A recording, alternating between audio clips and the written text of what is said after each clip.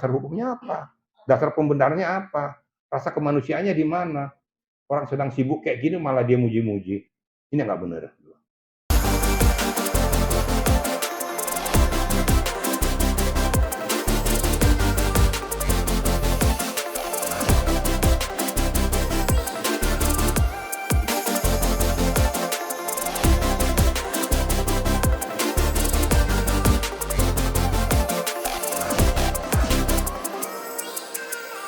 Terima kasih, selamat sore untuk rekan-rekan media ya. Jadi kita lihat dulu pokok permasalahannya ya. Awal mulanya adalah persoalan bebasnya yang diduga sebagai terdakwa pada saat itu yang telah dituntut oleh pihak JPU, kan gitu. Dan tentu JPU itu menyajikan ke pengadilan berdasarkan bukti permulaan yang cukup, saksi-saksi, ahli dan lain sebagainya tentang terangnya peristiwa tersebut. Kemudian dia menerima dari penyidik apa yang dilakukan oleh penyidik di lapangan, ya, menemukan peristiwa tersebut, hasil visum dan lain sebagainya, menyatakan bahwa ini ada unsur kekerasan mengarah kepada pembunuhan. Kenapa? Berdasarkan CCTV yang dilihat ada bekas tindasan juga. Jadi bukan hanya gara-gara overdosis. Itu menurut penyidik. Ya. Ada data, bukti dan lain sebagainya disajikan semua keterangan ahli, makanya dinaikkanlah ke JPU. Hingga JPU menyatakan itu P21 siap layak untuk disidangkan. Makanya dibuatlah dakwaan dan dibuatlah tuntutan. Ini kan sidang terbuka. Setelah adanya perjalanan sidang terbuka tersebut, jaksa menuntut yang bersangkutan. Namun, di akhir pertimbangan hakim menyatakan itu bebas murni. Karena yang bersangkutan ditenggarai meminum minuman beralkohol tingkat tinggi yang cukup banyak sehingga dia overdosis menyebabkan kematiannya. Kan gitu kira-kira yang menjadi pokok permasalahan sehingga dia dibebaskan. Tidak ada relevansinya dengan Tanur. Namun kalau saya sebagai praktisi, sebagai pengacara dan sebagai orang yang dulunya pernah menyidik juga berpikir begini. Korban Dini ya, dengan Tanur jangan bersama-sama. Kemudian melakukan suatu kegiatan yaitu dengan menenggak minuman yang beralkohol. Berarti Dini dan Anur ini sama-sama minum. Sama-sama minum minuman keras yang berakibat katanya mengakibatkan matinya si Dini. Jadi pokok pertanyaan, apakah Dini tunggal dia minum beralkohol tinggi? Berarti kan ada Tanur di situ, juga ikut bersama-sama minum.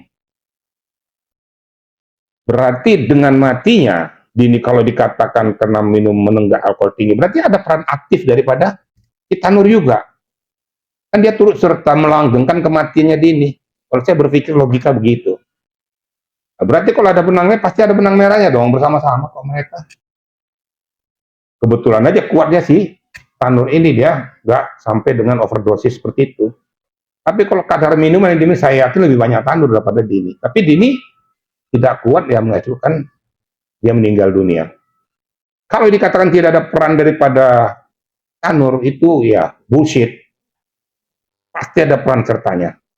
Peran sertanya melanggengkan peristiwa itu sehingga mengakibatkan matinya orang lain.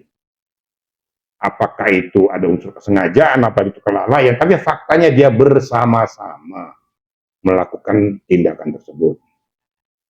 Nah, kita lihat lagi benang merahnya bahwa peristiwa itu sudah terjadi, ada hasil CCTV yang menyatakan itu. Hasil CCTV itu menyatakan bahwa dia kena tindakan kekerasan, yaitu tangannya dilindas daripada mobil tersebut. Karena mereka berdua, di dalam ceritanya katanya Tanur masih membawa ke rumah sakit supaya pertolongan pertama dilakukan masih hidup. Lah, karena melihat kondisinya sudah kritis itu, ya pasti takut dan jadi waktu rumah sakit. Kemudian hasil visum mengatakan memang ada minuman beralkohol tinggi yang masuk memenuhi jantung dan paru-parunya sehingga tidak kuat, apalagi dia meninggal dunia. Ini mungkin pijakan daripada pertimbangan hakim mengatakan dia bebas murni. Tapi kalau hebat kita sebagai praktisi hukum, orang yang mengerti paham tentang ilmu logika, kayaknya enggak kena gitu loh. Jadi enggak pas lah. Tapi itu sudah diputuskan inkrah. Nah, kalau saya sebagai orang tua, saya menghormati itu, tapi saya anggap suatu ada hal-hal yang janggal dalam keputusan tersebut. Kok bisa seperti itu? Nggak usah lah dulu gara-gara, katakanlah dia gara-gara overdosis. Tapi menyebabkan dia overdosis siapa? Kan ada peran sertanya Tanur di situ. Maka saya katakan tadi, kematian itu turut serta dia melanggengkan bersama-sama mengakibatkan matinya dia. Nah, ini yang harus betul-betul ditelisik oleh hakim di dalam memberikan suatu pertimbangan putusan. Itu menurut hemat saya, ya. Pak, berarti bisa disebut hakim ini gagal memberikan keadilan. Saya tidak mau mengatakan gagal memberikan keadilan, karena itu pertimbangan hakim. Namun, pertimbangan kita sebagai orang awam dengan ilmu logika, kira kurang ngepas. Jadi saya harus bisa membedakan mana yang saya katakan memang layak, mana yang tidak layak.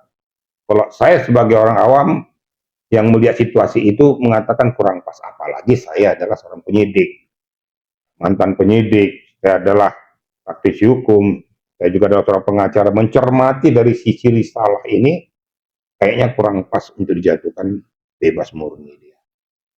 Kan saya sudah cerita terdahulu, nggak usah lah dulu gara-gara apakah dia dianiaya dan lain sebagainya, turut jadi menyebabkan matinya dia. Kalau ditindas tangan nggak mungkin mati loh, kan gitu. Tapi kena overdosis, ya kemungkinan besarnya bisa mati. Tapi kan diawali dengan peristiwa-peristiwa itu.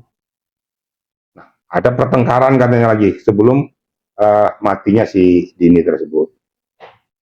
Dalam pertimbangan ini yang saya nyatakan bahwa ya dari sisi kemanusiaan juga kurang ngepas menurut saya. Menurut saya tuh Tanur harus dikenakan juga, setidak-tidaknya turut serta tadi itu. Ikut dia melanggengkan kematian daripada Dini. Kenapa bersama-sama? Kenapa dia tidak melarang Dini sampai overdosis? Berarti kau juga nggak benar. Karena kau juga minum minuman keras sampai overdosis juga. Tapi Dininya mati, dianya masih hidup. Alasan pembenarnya di mana untuk membebaskan dia? Ya setidaknya adalah kenapa unsur kesengajaan, kelalaian dan sebagainya mengakibatkan matinya si Dini. Itu menurut hemat saya. Tapi dalam kasus ini, si hakim bisa nggak sih Pak di perkara ini dan siapa yang pantas atau berhak untuk melaporkan si hakim tersebut dalam kasus ini? Begini, siapapun umpamanya satu pemerhati perempuan ya yang merasakan bahwa dari segi dari organisasi ya di bidang kewanitaan layak untuk melaporkan ini. Saya dengar juga teman saya ya, kebetulan rekan saya itu dia Pitaloka, kebetulan anggota DPR, menyuarakan ini kepada itu suatu hal yang betul-betul bagus agar betul-betul tegaknya hukum itu dilakukan ya. Kenapa sampai terjadi peristiwa ini? Sehingga karena dia mentang-mentang wanita tidak mendapatkan perhatian atau atensi yang benar. Yang pertama, yang kedua, ya kuasa hukumnya.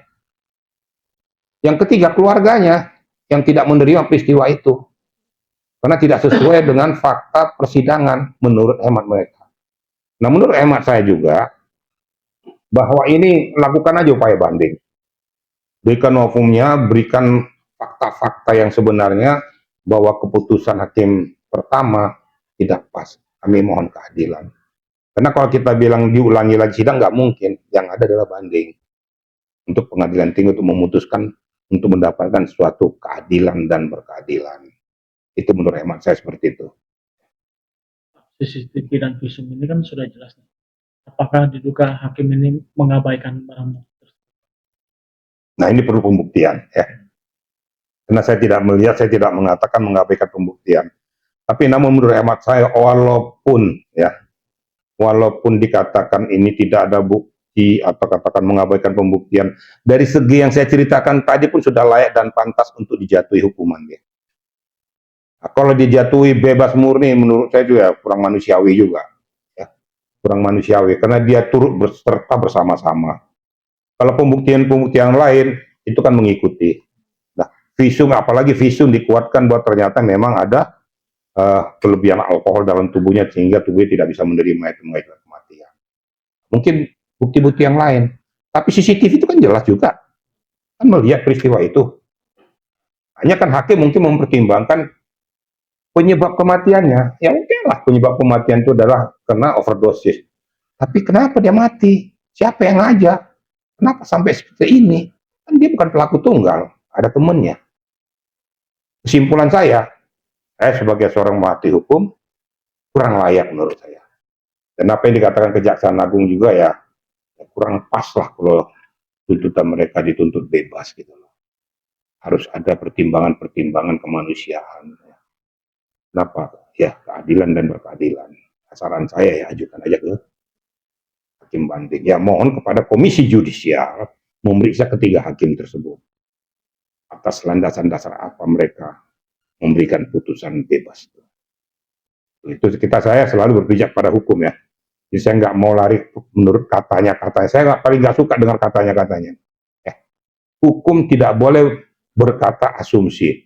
Hukum tidak boleh berkata katanya. Menurut hemat saya, kalau sudah di persidangan adalah data dan fakta. Selalu saya jelaskan keterangan data dan fakta. Karena itulah yang untuk menentukan lurusnya, tegaknya hukum tersebut. Pak, bagaimana tanggapan Bapak terkait dengan Ketua PN Surabaya yang memuji 3 hakim yang memvonis Kita Nur bebas? Nah, menurut hemat saya gimana ya? Ini yang kadang-kadang tidak manusiawi ya. Mau apapun pokok permasalahan, harusnya dia tidak boleh memberikan statement yang mencederai keadilan masyarakat. Kalau sedang berjalan kayak gitu, nggak usah berikan statement. Ya kok belum apa-apa, kok sudah melakukan pujian-pujian terhadap hakim-hakim tersebut. Nggak usah berikan statement, biarkan saja. Kalau memang Komisi Yudisial mau periksa, periksa. Tapi kalau memberikan statement mereka adalah hakim yang baik, sudah memutuskan dan sebagainya, itu menurutmu.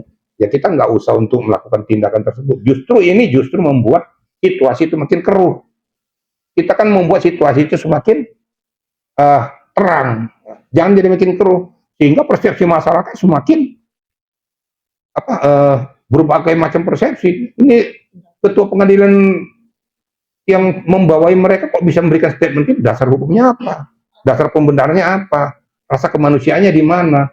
Orang sedang sibuk kayak gini malah dia muji-muji. Ini nggak benar.